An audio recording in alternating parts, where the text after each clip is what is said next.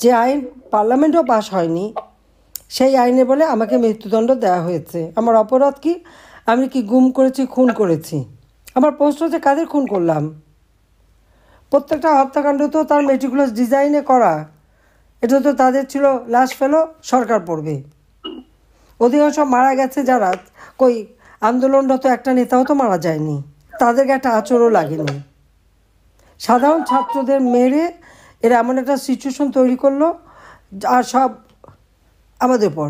আমি সমস্ত আহতদের চিকিৎসা, আমি থাকতে যতদিন প্রায় 34 জন শহীদ পরিবার, তাদের ডেকে এনে গণভবনে সান্ত্বনা দেওয়া, আর্থিক সহায়তা দেওয়া এবং ন্যায় বিচার যাতে পায়, আমি জুডিশিয়াল এনকোয়ারি কমিশন গঠন করেছি। ইউনূস এসে সেই এনকোয়ারি কমিশনকে কাজ করতে দেয়নি, কেন বন্ধ করলো? আমি এখনও দাবি করব, প্রত্যেকটা লাশ কবর থেকে তুলে সেই লাশের ফরেন্সিক করতে হবে, ময়নাতদন্ত করতে হবে, কিভাবে মারা গেছে সেটা নিশ্চিত করতে হবে। তারপরে এটা আমরা মেরেছি কিনা সেটা তারা প্রমাণ করতে হবে। কিন্তু সেটা না, কোনো মতে গোজামিল একটা দিয়ে সরাসরি আমাদেরকে মৃত্যুদণ্ড দিয়েছে। এইভাবে ক্ষমতার যে অপব্যবহার করা, আর পার্লামেন্টে পাশ করা আইন তো আমার পার্লামেন্টেই পাশ করায় নিতে হবে বা সংশোধন করে নিতে হবে। ওরা তার ধার ধারে না, ওরা খালি হ্যারাস করার জন্য বা এই করার জন্য এই ধরনের দিচ্ছে যাতে ইলেকশন করতে না পারি।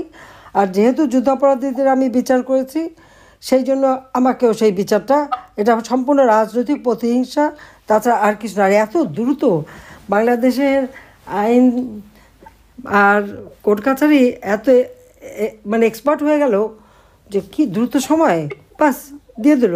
আপনারা দেখছেন চিফ প্রসিকিউটর আমার নামে যেসব অভিযোগ নিয়ে আসলো, মেট্রো রেলে আগুন, পিটিভি ভবনে আগুন, সব নাকি আমি সন্ত্রাসী দিয়ে করিয়েছি।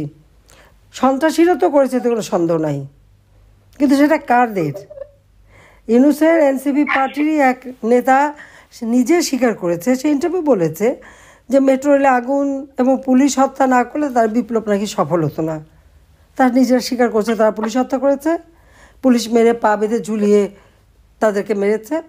এবং মেট্রো রেলে আগুন, এক্সপ্রেসওয়েতে আগুন, বিটিভি ভবনে যে আগুন দিয়েছে সে নিজে স্বীকার করছে যে আমি আন্দোলনে ছিলাম, আমি এই করছি। সেটা সে বলছে যে নিজেই যে আগুন দিয়েছে, কত নম্বর গাড়ি পুড়িয়েছে সেটাও বলেছে।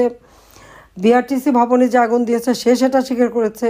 এরা তো সবাই নিজেরা গর্বভরে কথা বলে বেড়াচ্ছে। তাহলে আমি কখন আগুন দেওয়ালাম? সে যে কোর্টে বসে এরকম মিথ্যা বয়ান দিল, এটাই তো সব থেকে বড় কথা, যে এরা ইচ্ছা মতো তারা এই ধরনের কথা বলে গেছে। আবার স্বরাষ্ট্র মন্ত্রণালয়কে যখন অনেকে জিজ্ঞেস করেছে যে পুলিশের আইনেই তো আছে যে পুলিশ, মানুষ, যানবাহন, এখানে যদি কেউ হামলা করে বা অগ্নিসংযোগ করে বা ককটেল মারে, তাহলে তাদের লক্ষ্য করে গুলি করার নির্দেশ, এটা আইনে আছে। তাহলে কেন মানে আমার উপর? তখন তাদের বক্তব্য হলো জুলাইয়ের পরিস্থিতি ভিন্ন, তার মানে জুলাইতে এই ধরনের ঘটনা ঘটানো যাবে, তো এই ধ্বংসাত্মক কাজ করা যাবে, এটাই তারা বলতে চাচ্ছে। তো তারা কিন্তু পরোক্ষভাবে স্বীকার করে নিল এই হত্যাকাণ্ডগুলি তারাই ঘটিয়েছে, কারণ এটা জুলাইতে করা হয়েছে। কাজী জুলাইতে যারা হত্যা করেছে, অগ্নিসংযোগ, পোড়াও জ্বালাও, মানুষ হত্যা, একের পর রেপ, নির্যাতন সব চলছে, এগুলি সবই জায়েজ। কেন? তাদেরকে ইনডেমনিটি দেওয়া হয়েছে, দায় মুক্তি দেওয়া হয়েছে। আর সব মামলাগুলি আওয়ামী লীগের নেতাদের বিরুদ্ধে। আপনারা বলেন এটা কি করে হয়? ইউনূস যেখানে সরাসরি গুলি করা দিল, আর তারপরে আপনি দেখেন এদের নির্যাতনের হাত থেকে শিশুদের উপর চরমভাবে নির্যাতন চালাচ্ছে। আপনি দেখেন নুরুল মজিদ হুমায়ুন, সে অসুস্থ, হ্যান্ডকাপ পরা অবস্থায় মুমূর্ষু অবস্থা নিয়ে আসছে। আপনারা জানেন মৃত্যুর পরে 2 ঘন্টা পরে তার হাত থেকে হ্যান্ডকাপ খোলা হয়েছে।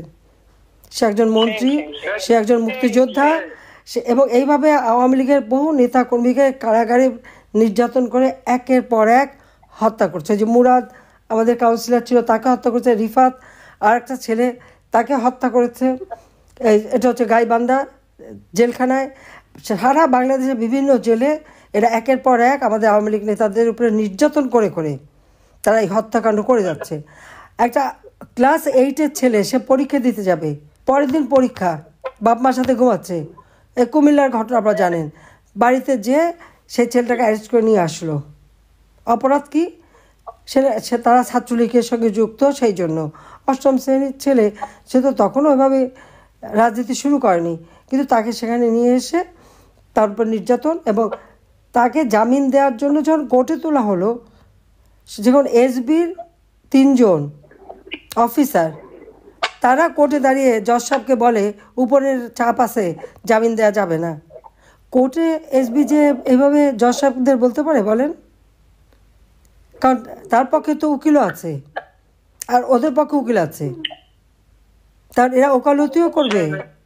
তো বাংলাদেশে বিচার বিভাগ আইনসভা নিয়ে কীরকম খেলা নিউজ খেলতেছে আপনারা দেখেন। নরসিংদীতে আমাদের আর এক ছেলেকে ছাত্রদল অপহরণ করে তার বাপ যখন টাকা দিছে তখন তাকে ছেড়ে দিছে।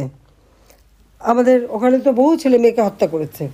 তো এইভাবে একের পর এক আওয়ামী লীগের যে কত নেতাকর্মী হত্যা হয়েছে সেটা আপনারা একবার হিসাব করে দেখেন, যে সেই 15-16 জুলাই থেকে একের পর এক এই ঘটনা তারা করে যাচ্ছে।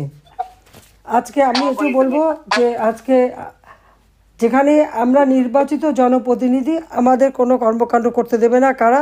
অবৈধভাবে ক্ষমতা দখলকারী, তাদেরই রাজত্ব। একের পর এক হিউম্যান রাইটস ভায়োলেশন হচ্ছে। একটা নারীদের উপর যে পাশবিক অত্যাচার, কোন দেশে আছি আমরা?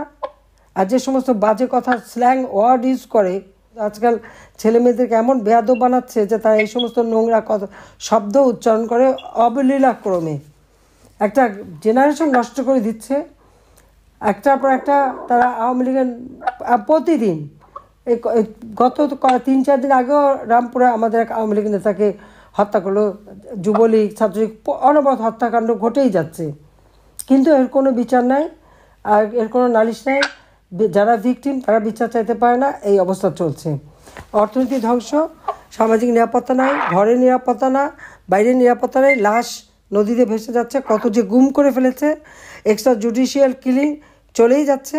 এই 1 বছরে যে কটা এক্সট্রা জুডিশিয়াল কিলিং হচ্ছে, অথচ বলছে গুম করে নাকি ফেলা হয়েছে। তা ইনুজ যে একের পর এক এক্সট্রা জুডিশিয়াল কিলিং করে যাচ্ছে, গুম করেছে আওয়ামী লীগের হাজার হাজার নেতাকর্মী, পুলিশকে হত্যা করেছে, গুম করেছে তাদের লাশ, আনসার হত্যা করে তাদের লাশ গুম করেছে, তার বিচারও তো হতে হবে।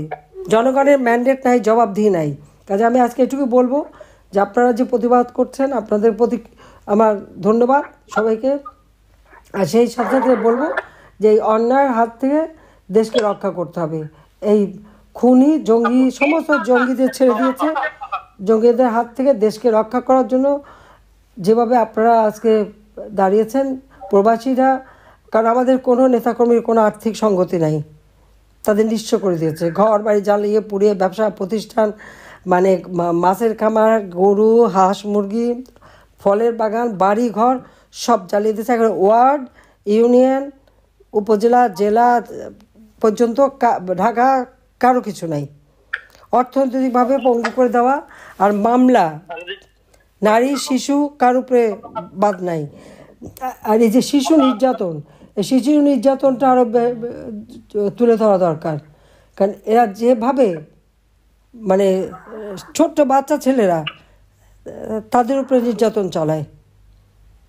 কাজে এর প্রতিবাদ আমাদের করে যেতে হবে, গণতন্ত্র ফিরিয়ে আনতে হবে। আমাদের একটাই লক্ষ্য, যে গণতন্ত্রকে ফিরিয়ে আনা। যারা আমাদের বন্দী তাদের সবাইকে মুক্তি দেওয়া, বিনা বিচার সবাইকে আটক রেখেছে। আর এই যে মিথ্যা মামলা দিয়ে ফাঁসি দিয়ে আমাদের আওয়ামী লীগের নাকি আরও 5 জনকে ফাঁসি দিয়ে মারবে, এটা নাকি তাদের একদম প্ল্যান। এখানে কোনো ন্যায় বিচারের বালাই নাই। আমার বিরুদ্ধে যে মামলা, আমি তো জানি না, আমি কখনো কোনো নোটিশও পাইনি, কিছুই পাইনি, বলতেও পারবো না। এখন ধরছে আমাদের ছেলে মেয়েকে, কেন 10 কাঠা জমি কিনেছি আমরা, একজন বড় অপরাধ করে ফেলেছি পূর্বাচলে, কারণ আমরা 10 কাঠা করে কিনেছি। ইউনুসের আছে 4080 কাঠা জমি পূর্বাচলে, রিসোর্ট করেছে।